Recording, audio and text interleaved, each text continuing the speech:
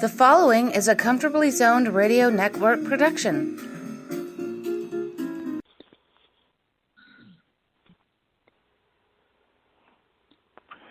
Hello there, everybody. This is Alan Blumkin on the Comfortably Zoned Radio Network, and I'm here with my good friend David Nemec for another session of David Nemec's trivia and history. Welcome, David. Welcome, Al. It's been a pleasure. It's been a long time since we I know that. do this. And I was away for 2 months.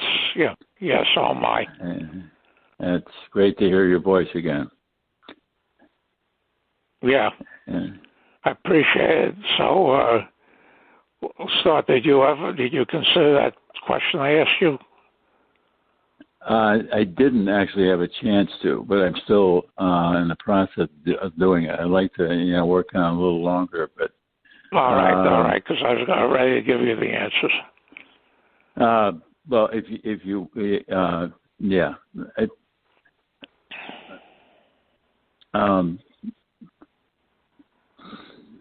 if you want to go ahead, because I probably won't have a chance to work on it. Yeah, there were 2 second basemen, Frank White and Lou Whitaker, both played forever with Hall of Fame partners. White was with George Brett. Yeah, and, White was with Kansas City, and Whitaker. Yeah, if I thought of it, I would have gotten them. I'm not. Whitaker I got them. I logic that out. Yeah, and the 2 shortstops are Dave Concepcion and Bill Russell, which I pulled out of my backside somehow when I was asked the question. Couldn't figure the seventh guy. I wouldn't have gotten Concepcion by going over the lineups for the last 30 or 40 years. I would have gotten, but I don't know that I would have thought of Russell, because he played multiple positions, and he ended up playing. I think so. But he was short. Yeah, was a shortstop mostly. Yeah, mainly a shortstop. A long time. I didn't realize he was there that long. No, with the Dodgers. Yeah. So I was thinking maybe today we could talk about what baseball is now, and what we're seeing this year because of the influx of rule changes. I did do a book on official rules of baseball illustrated. It was due out last spring, but it was delayed because of COVID. It didn't hit the stores. Actually, it's now in the stores for the first time. And in it, I foresaw some of what was coming, and I have to say I had a sinking feeling at the time that it might even go into effect as early as, I didn't predict 2020, but I thought 2021 or 2022, and sure enough, we're looking at things that are, like here we are on Memorial Day weekend, and you and I as kids, Memorial Day weekend was a treat, even if we weren't going to the beach or going anywhere special, because it was a doubleheader. Your team was playing. You might be able to go to the game, and it would be 2 complete 9-inning games, barring rain or any other kind of interference. And today, if you see a doubleheader, it's because there's been a postponement, and you don't see 2 full games. You see a 9-inning game and a 7-inning game, which was something that was done in. They're both 7-inning games. They're both 7-inning games now? Oh, yeah. 2 7-inning. Oh, my God. I didn't realize that. I thought the first one was a 9-inning game. That is even more incredible than I know that. That's AAA. It's worse than AAA. In AAA, the AAA teams in the International League, American Association, and PCL used to give you a first game of 9 innings, and then the second game of 7 innings. In the early days of in the 20th century, only because fields didn't have lights, and most of the games started later in the day than they did as the century wore on. They would have a restricted second game to 7 innings only. And as a result, you see a lot of 7-inning no-hitters that were recognized as that in the early days of the encyclopedias and record books, and now have all been thrown out. and we've already seen a 7-inning no-hitter this year that's not going to be credited as such, and other impossibly ridiculous things that are likely to occur. One of which I thought of is that it's going to be possible now for a pitcher to come in relief and not throw a single pitch and be the winning pitcher. And there are several ways it could be done, because if he goes in the 10th inning, he automatically starts the runner on second base. Let's say he's a left-hander and he's facing a team that's got three left-handed hitters coming up, and that's why they brought him in with the runner on second and nobody out. The manager switches to a pinch hitter, a right-handed pinch hitter. The pitcher's team signals intentional walk. They move the runner goes to first base. No pitch thrown. Another right-handed pinch hitter comes up. Again, they signal an intentional walk, knowing that it's going to bring up a left-handed hitter. The team, not even with the rosters of 26, most teams don't have those deep lineups of pinch hitters and substitute runners. And 14 pitchers.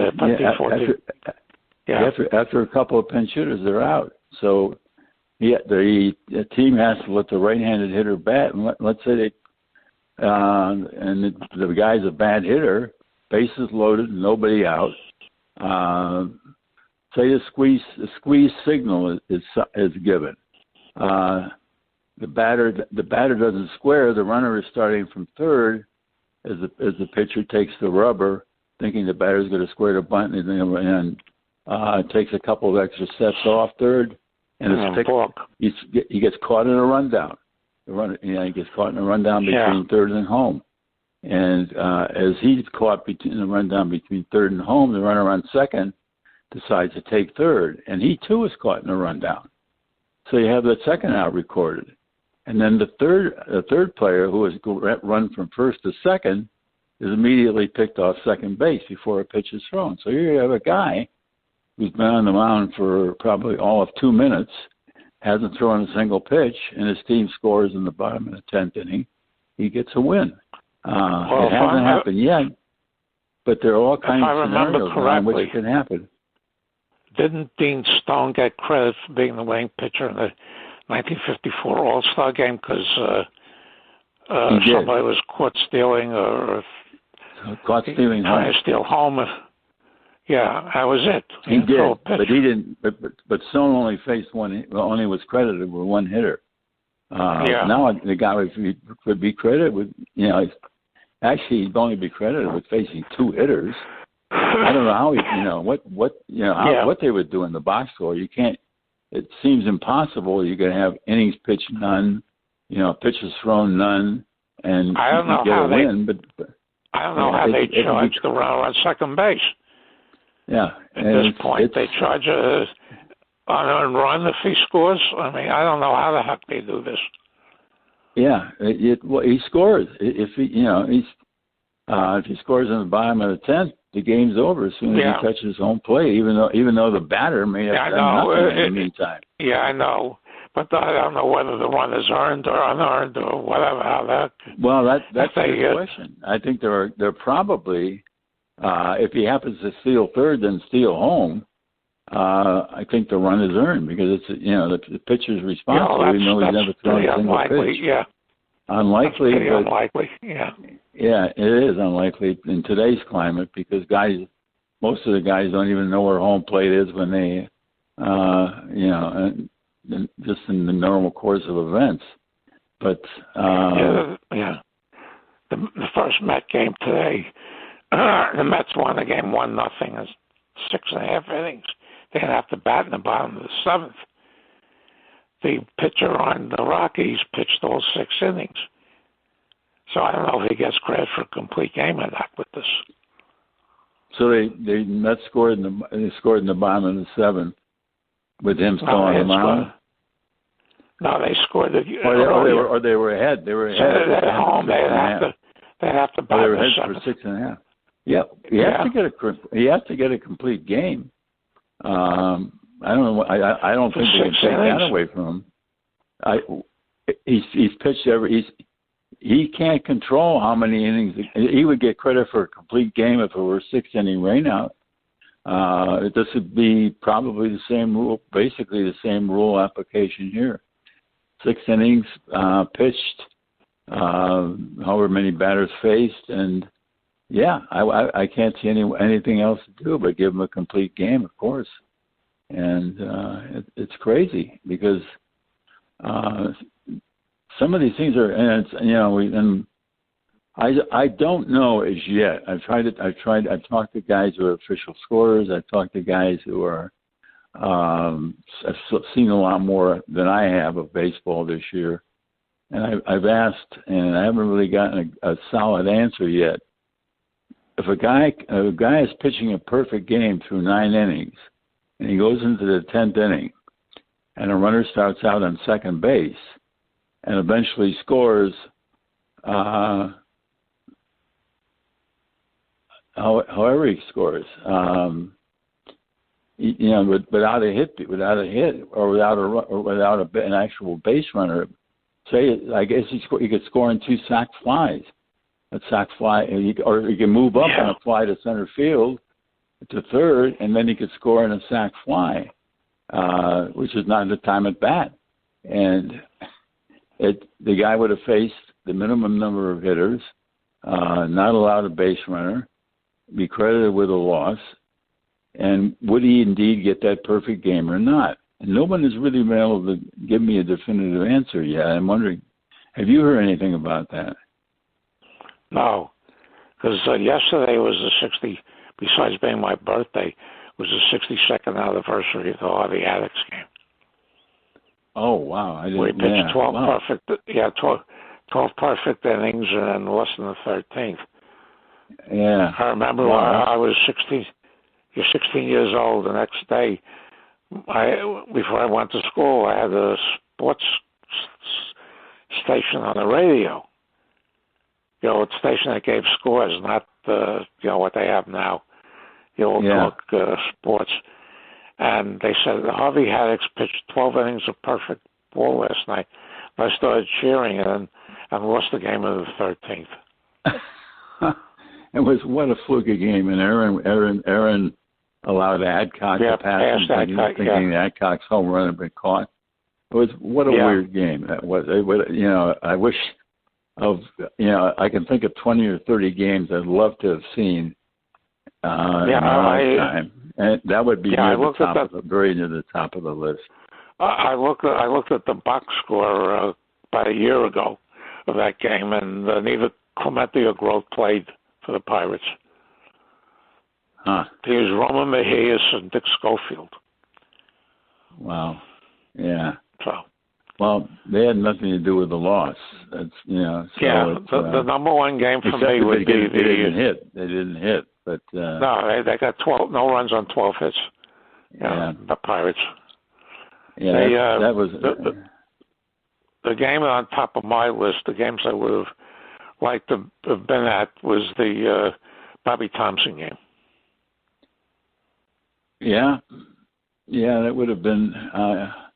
I would love to have been there too. I would love to have been sitting in the left field seats right around where the ball came in. I don't know how much it missed the flagpole by, but I think it was fairly close. And nobody really. Do you know how deep it was? I know I've seen. Well, it was 280 down the line. It was 280 down the line.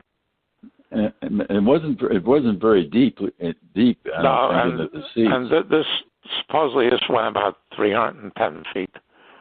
And a bunch of years ago, some guy came out with a book trying to trace the ball that was hit. The ball that Thompson hit, and it basically proved out to be a fruitless hunt. It's like when Mazeroski hit the ball over the wall in left field wall in 1960, and 5 people came up saying that they had the ball. It was totally out of the ballpark. Nobody knew who was, standing out there or screaming out there. But the Thompson ball, the guy wrote a whole book on this stuff. Tried to track it down, tried to track the people who were sitting near it. Who the heck knows? Did he ever find out who got the ball? No. No, that's amazing. The person who caught it didn't, or maybe didn't catch it. Maybe it bounced around a bit before. Yeah, well, basically, in those days, it didn't mean anything. Yeah, it really didn't. No. I mean, the first time I ever heard it was when this guy caught Maris' 61st in 1961. He got $5,000 and some autographs and stuff like that. But that was the first time I ever heard of any fan getting rewarded like that for winning up with a baseball. Yeah, even a 3,000 hit or 300.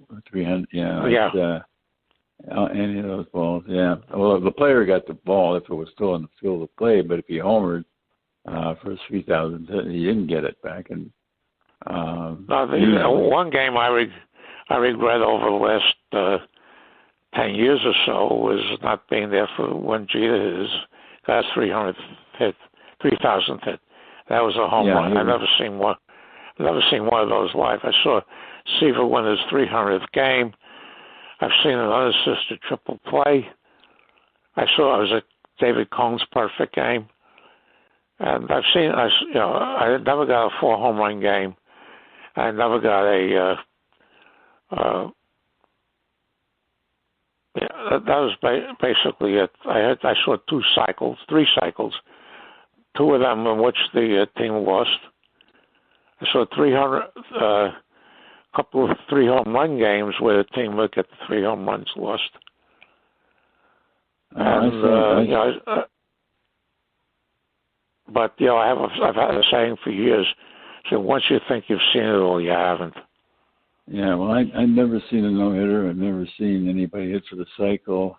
Never seen a 4 home run game. And the one game I did see that I remember most vividly is the Brian Holman game against the A's in the early 90s, where Holman is pitching at the Oakland Coliseum for Seattle, and Seattle gets a few runs. And I'm sitting right behind the A's dugout, and a bunch of Cal students are sitting right in front of me. And they're following the game intermittently and talking and there weren't cell phones or anything like that, but there were other things they were passing back and forth. And they really weren't all that interested in the game. And by the 7th inning, some of them started to get up to leave. And I asked a couple when they were coming up the aisle, I said, "Why are you leaving?" And they said, "The A's aren't going to win this game." And I said, "But you might see history being made here tonight." I didn't want to say what it was. And they said, "What do you mean?" I said, you might see something here that you'll never see again in your life." And one guy said, "I know what it is. The Mariners have never beaten the A's in the Coliseum." And they all laughed. They said, "God, that..." And then they kept going. They left. And Holman went into the 9th with a perfect game, 1 out away. And I'm sitting there, and I was, and a friend I was with, I turned over and I said, "I don't want to say a word. I don't want you to say a word, even if you know what's happening." And La Russa sent up Ken Phelps to pinch hit.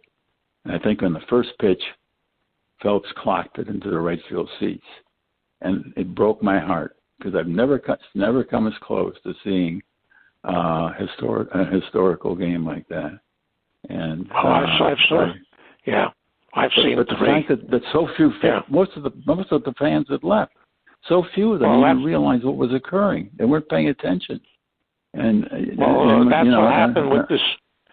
Yeah, Seaver won his 300th game where he was pitching for the White Sox in Yankee Stadium.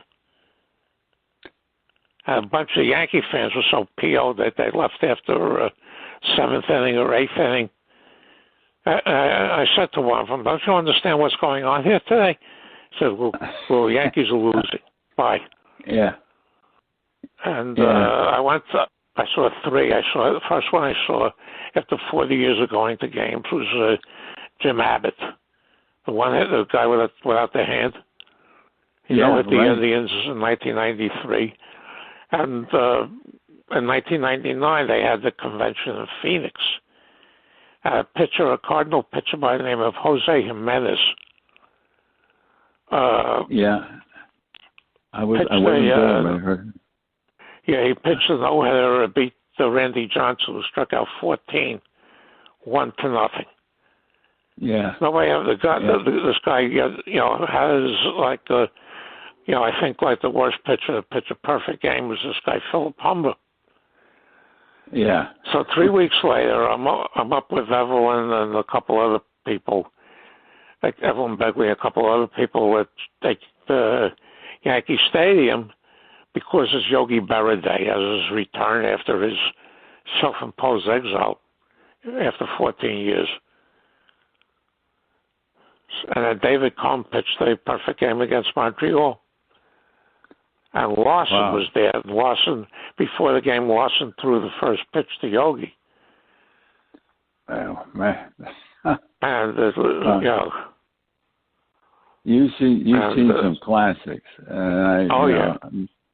The best I can say is that I saw the very first World Series game ever played in Cleveland Municipal Stadium, and the last World Series game ever played in Cleveland Municipal Stadium, and that they were only 6 years apart, and and after '54, or even though the Tribe played there through '93, they except for '59, they never again had a meaningful game, and I don't think in the month of September in all those years, when I remember walking out of the stadium after they were swept in 4 in '54, and a couple of friends. I went with a couple of high school friends, and his father had one of them had his father had tickets, and was going to take the whole whole family, but was so disgusted that he just gave the tickets to his son and said, "Take a couple of buddies. I just can't stand it. But they're going to lose this series in 4 straight games." And we went out there hopeful, but it happened. And I don't think anybody in that stadium realized that they were never again going to see a postseason game played in Municipal Stadium. There were other famous games played there, but nothing that had postseason implications. Yeah, well, I actually did a presentation at a local SABR meeting in 1991 because on the '54 series, and because the Reds had beaten the A's in 4 games in 1990, which was a shock to a lot of people. And so I did it on that, and I told people if the first game had been played anywhere except the Polo Grounds, the results would have probably been different. Yeah. Between Mays' catch and the 258-foot home run that Rhodes hit in the 10th inning, I mean, neither of those would happen in almost any other ballpark. No, they wouldn't. The Mays catch definitely wouldn't have happened, I don't think, in any other park. And the Rhodes, I can't think of any park at that time either. Some of them had short fences in right, but nothing that short. The jury box in right field where the Braves were going by 454 anyway. So, Forbes is deep in right. All the fields I saw, even Crosby, I don't think in right field that would have even been close to anything but an out. Yeah. It was amazing, but that was the way it was. That was the way it was then. It was, it wasn't the team with the best record. That got the World Series home advantage. It rotated from year to year. They alternated. Every other season. Yeah, and I always wondered about that. I think they, if I'm not mistaken, they also alternated in football. Because I remember between East and the West, the Browns playing at home in 50 and winning, and having to play on the road in 51 in LA and losing. And they played at home in Detroit and lost. And then they played at home in Detroit, or played, at Detroit and lost. Then they came home again. And they beat the hell out of them in 54. Beat the hell out of them in 54. And then they beat the Rams in Los Angeles in 55. Oh, Graham retired. Graham retired, and Jim Brown came on the scene with not much of a quarterback in sight. They had Milt Plum and Jim Nanowski and a couple other guys with him. Tommy O'Connell was their quarterback in 57 when they went to the championship game. But he got hurt. Plum had a play, and there was no game after the first quarter. So poor Jim Brown really had to wait those. 64, Frank Ryan. 64 when he came, and I happened to be fortunate to see that game, which is the Browns' last NFL championship. Well, 1957. Outside of a couple of playoff appearances, 1957 was the last time the Lions, were competitive at all. I had a good team in '62, but they've been terrible. I mean, you can mail it to 7-9. Well, this year's going to be 17. The 7-9 or 8-8 or whatever. And in 2008 they had 0-16. But they've been pretty pathetic. They've never been to a Super Bowl. They won the NFC Championship game once. Well, the Browns, the Browns had chances against they had two chances against Denver in back-to-back seasons and blew them both. And they had chances in 77, 70 or 67, 68 too. They won the NFL East, and they played the Vikings one year, and they played the Colts the year that the Colts lost to the Jets. The Colts lost to the Jets, But that's the old Browns who are now in Baltimore. They've won two since moved. The new Browns, they just came out of the woodwork this past season after being horrible for years. Yeah, they had been. And Detroit's been one between the Tigers and the Lions and the basketball Pistons and the hockey Red Wings. It's a very, very tough time in Detroit. Right now, if you're a kid growing up, I don't envy you. Yeah, you're right. It means much more to kids, really, and meant much more to me as a kid when Cleveland won those championships. I was always disappointed later in life when they didn't, but nothing like I was as a kid. I was up all night crying when the Yankees sold Vic Raschi to the Cardinals. I was 10. And I was eating supper, and I hear this over the radio. And I just got so, my mother had to stay up with me half the night. Yeah. And then when I was 12, I run home from school. I watched the last inning of Game 7 in 1955 World Series. Oh, yeah. And the Yankees lost to the Dodgers. And I'm pounding the sofa and screaming and yelling. I said, this isn't possible. Because in those days it was like the sun setting in the west. Well, nobody could believe it. The Dodgers, the entire time they were in Brooklyn in the 20th century until 55, they had played in series, but they'd never won one. Then when they got to LA, it took 2 seasons. Right. Yeah, it's amazing. Yeah, the 59 team and playing in the LA Coliseum. Talk about cheap home runs. The left field line was about 250. Yeah, Wally Moon. But it had a high fence. Wally Moon he went downhill fairly quickly after they moved out of the Coliseum to the Dodger Stadium. Well, Duke Snyder went downhill right away as soon as they moved. He saw that because he was from California. He saw that, left field it was 250, and that's interesting because it brings me to something else that doesn't happen at all today. I don't see guys hitting to the opposite field at all. Oh, forget it. Moon changed his swing. Yeah. Just so he could take advantage of the park. I don't see guys doing stuff like that anymore. They don't have anything. They're playing against these horrible shifts. Yeah, and all they have to do is hit the ball the other way and break the shift. But the fundamentals are just absolutely terrible. Yeah. And there's so many teams. I mean, I even look at the Pirates roster. I don't even recognize half the names. But when I was in Pittsburgh for the convention that year, somebody asked me, watching the trivia, somebody asked me why I don't play anymore. I said, watch. And they asked who had the single-season records for RBIs by an Oriole. So my first thought was Jim Gentile in 1961. Yeah. And then I don't remember what I don't think anybody got it. They said no. The answer is Miguel Tejada in 2007. Yeah, then I turned to the guy in back of me asking me why I didn't play. I said, "You just saw it."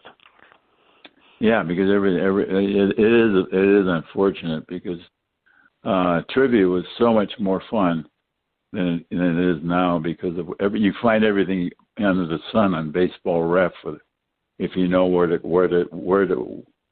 search and what to click on and how to put together a frame your question. You can find almost any answer to no matter how trivial the question is and how obscure the player is, you'll find him. There's even you can now even find a guy who just today I learned that the cycle is now very common.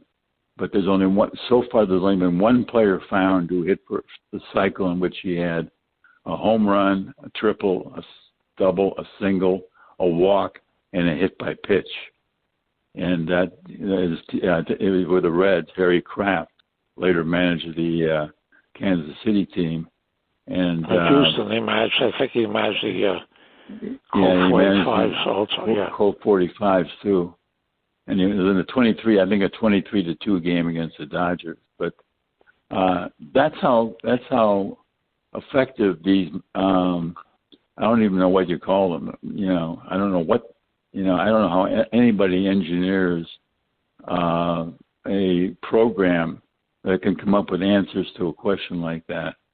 When we used to have to pour through the entire encyclopedia by hand just to look up certain things.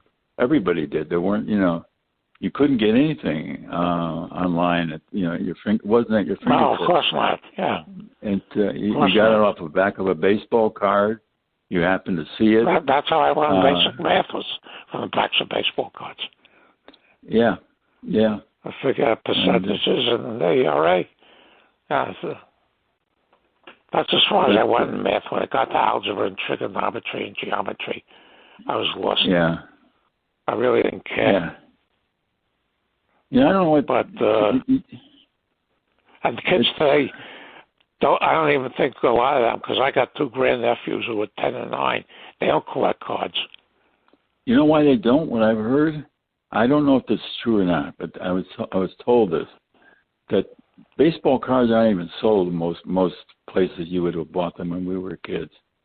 What you have to do is go to Walmart's, and they come in these big boxes, and when they get a shipment, you have to almost fight your way in to get a box, and then buy the box, and hoping that the whole set. I think they come in. I don't know whether the whole set is guaranteed or whether there's just a certain number of packs or what is. Well, they released them all. Well, whatever it is. They used to have high numbers. They don't do that. I haven't done that since 1973. Well, I don't know. I don't know whether there are 1,000 players at least now in the majors. So I don't know if they could have a card $9.99. But anyway, even if you get that box of cards, it's no guarantee you're going to get safely to your car, because there are kids who just wait outside to pick on older guys who are buying these cars just as a speculation that one day they're going to be of value. And it's changed funny so much. Story, little about baseball is the same as it was when we were kids. It was a funny story because it wasn't so funny at the time. We moved to Queens in end of June of 1951. So my mother's parents came out from the Bronx. My grandfather gave me $50. And I went to the candy store and I bought 50 cents worth of Bowman baseball cards. And my mother found out. She was so PO'd that you couldn't believe it. And when they used to come out, they used to come out in the middle of March. Yeah, you get together with a few other friends, say got him, need him, that whole thing. And if I had two Mickey Mantles and you had two Paula Palms, and I needed Paula Palm and you needed Mickey Mantle, you trade. You trade, exactly. You had no idea, that the value of these cars would have in later years. I had not. No. I saved my cars, fortunately. I couldn't. And I did sell them eventually, but I didn't get anywhere near what I would have gotten for them if I'd kept them in condition and paid attention and put them in cellophane and all that. And I didn't. To me, the cars were to look at and to read the backs. And, we used to flip them and kids would, stash them in the spokes of their bike and all kinds of crazy stuff. Somebody put the picture up in one of the groups I'm in a while back of a Frank Robinson card being in spokes of a bike. They called it an American tragedy. Yeah. Well, I have they reprinted a lot of the early sets, so I have those, but that's because I can't afford the real ones, and I didn't get this with the object of selling them because they're not worth very much. Yeah. And they finally came out with reprints of the 5 cards that the Topps couldn't reprint in 1983, 52 Topps. Rose, Dom DiMaggio, Solly Hemus, Saul Rogovan, and Tommy Holmes. I memorized the whole 1952 Topps set a number of years ago. Wow. And, so one of my friends on Facebook put up something about Clyde McCullough. And I put down the other 4 Clydes on the set were Vollmer, King, Klutz, and Sukerforth. That's very good. That's very good. Yeah. Yeah, Clyde Klutz, Clyde King, Sukerforth. They had a coach. They had the coaches. Yeah, a bunch of coaches in the high numbers. And Vollmer. And the thing is also, and I did a profile on Bobby Shantz yesterday because Jim Haller, my friend in Pittsburgh, created a group for the Kansas City Athletics. So he puts down, remember Bobby Shantz. I did a whole profile on this. First one I've done since I got back. And I said, well, I hope I haven't lost my touch. And Jim replied, believe me. Believe me, you haven't. I'd love to see it. Send it my way. Because Bobby was... Well, you go into these sites, you can find any of the stuff that I've done. And basically I do profiles of, late 40s, early 50s to early 60s. And these groups are set up like that. He has one from 1901 to 1960, before the first expansion. He has one from 53 to 58 when the 5 teams moved. Yeah. And he has one trade, 61 to 80. And I use the phrase cat and dog trade, where it's, one useless player for another. And he said, where you get that from? I said, Veckers and Rec. Yeah. Because Veck wrote they used to trade, infielders like Willie Miranda and, back and forth with Frank Lane with the White Sox just to create newspaper space. Yeah, that was about it. That's where I got that term from. So And he has one on each of the high minor leagues. He has the International League and American Association combined, the Pac Pacific League. The whole history of it? The whole history of it, or just certain years? No, it just stops basically, about 30, 40 years ago. Yeah, that's when it was. He has the Southern Association, the Texas League, and the Eastern League. I don't know. He had for a while the Middle Atlantic League, but that didn't. Then the Western League was an A league too. Then. I know. But he tried that, and that was Western and Middle Atlantic League. Yeah, that was. Nobody knew anything outside the fact that Dick Stewart hit 66 home runs there one year. Yeah, no. And he also has a pirate chat, which current pirate fans, which not very many people are putting up anything because they're terrible. And Corsair Tales, which is a pirate history, a Yankee history through 1985, because that started off, I helped them, that started off as the 5 championship teams from 49 through 53. But you needed to expand that because there was a limit. And the Pirate History Group started as a Ricky Dinks, covering the 5 or 6 years that Ricky, was the general manager there. Yeah. You got all these obscure players that.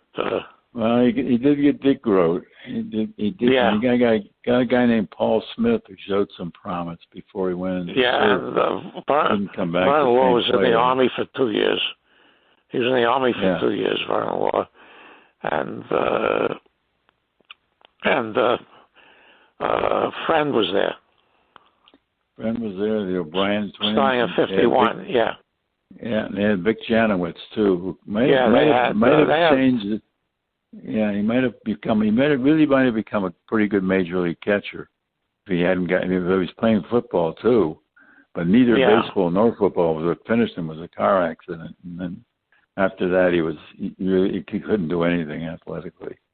And it's a tragedy. When they put up a picture, that card with the 2 O'Brien brothers, I put down they made the wrong choice. They should have stuck to basketball. They had another bonus baby. They had a bonus. 5'9". Yeah.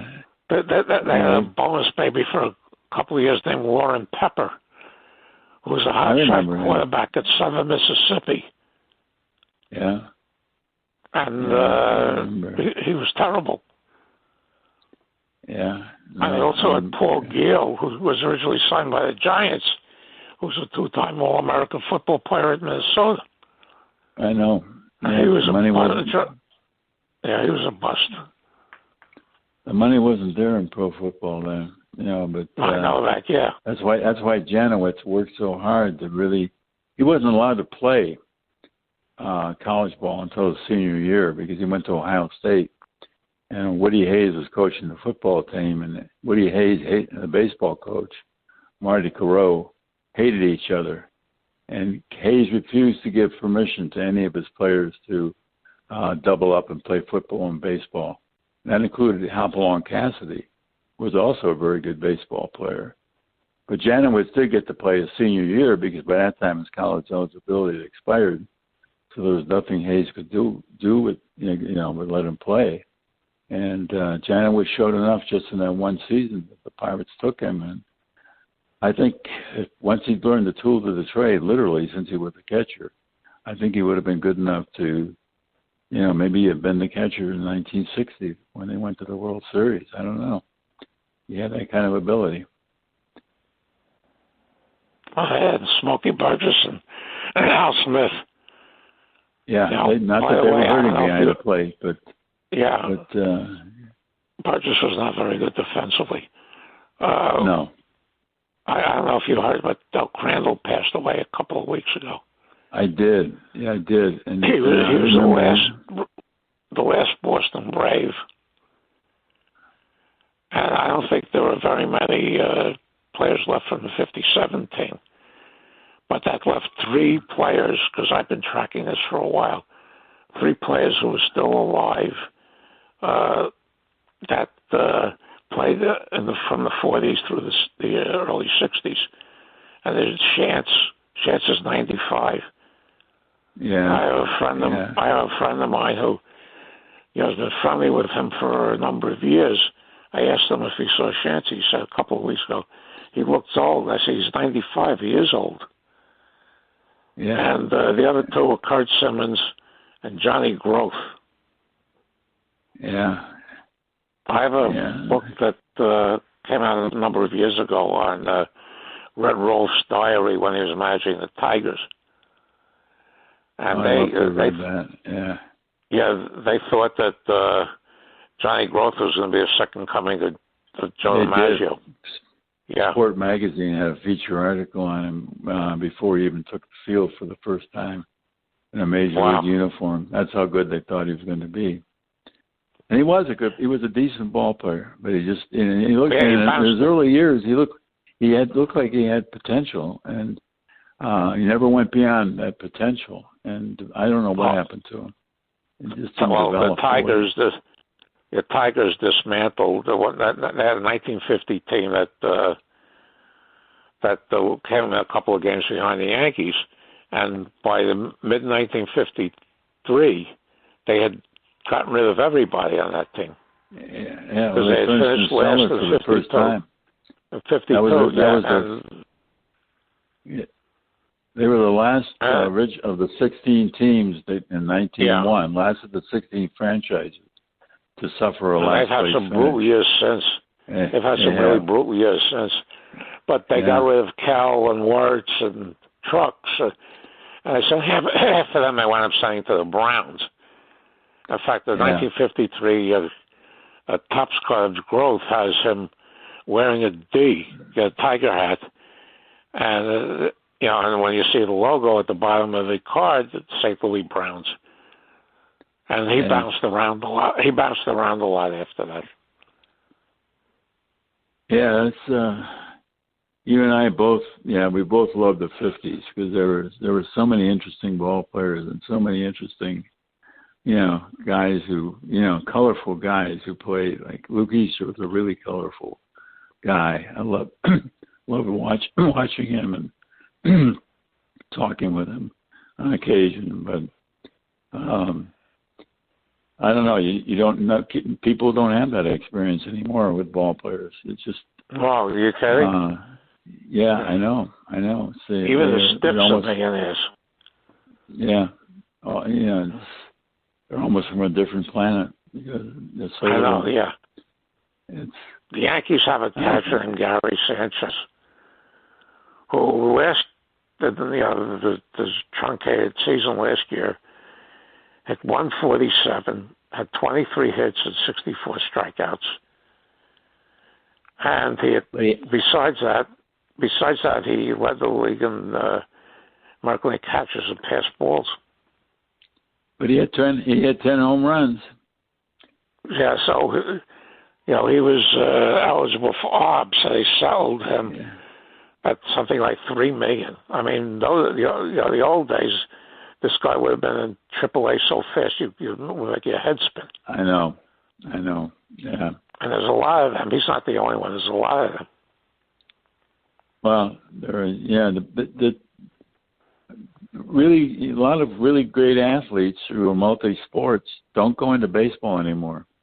Even though the money is certainly there, it's a lot harder to make it as a ball player. I mean, as a pitcher, keeping your arm in shape and not suffering an injury is all crucial. As a hitter, the hardest thing in the world to do, I think, everyone seems to agree too, who's played sports, is to hit a baseball.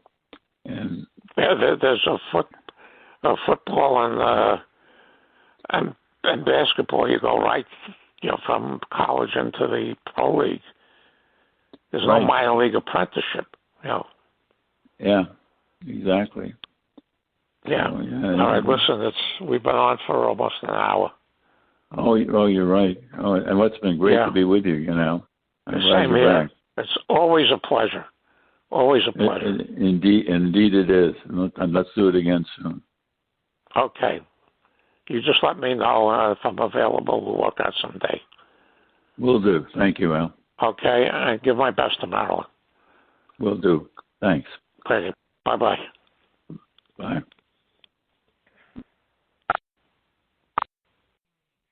The proceeding has been a Comfortably Zoned network production.